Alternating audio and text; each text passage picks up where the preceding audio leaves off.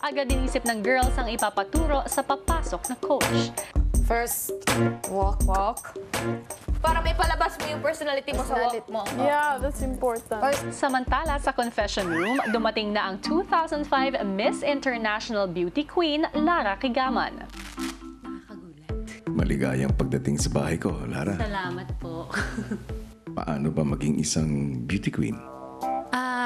Akala ng maraming tao madaling maging beauty queen, pero maraming hindi nakakaalam na para din kami talagang mga atleta, talagang matagal yung training, mahirap yung trainings para maging isang beauty queen. So yung preparation talaga hindi lang physical, kasama dyan yung mental, emotional na preparation talaga. Importante talaga yun, more than the physical nga minsan eh. So siguro isa sa mga gusto ko talaga na makuha ng mga housemates dun sa mga ituturo ko is self-confidence, yung paniniwala nila sa sarili nila na kung ano man yung mangyari, talagang kaya nilang malampasan kahit hindi sa pageant, even outside, paglabas na nila, magkakaroon sila ng tiwala sa sarili nila.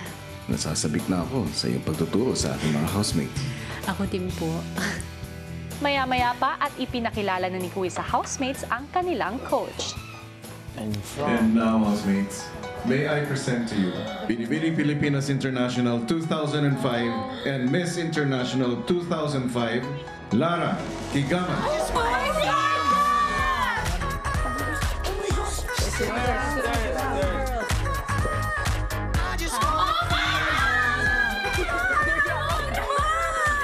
Hello! Miss Earth! 2005! Miss International!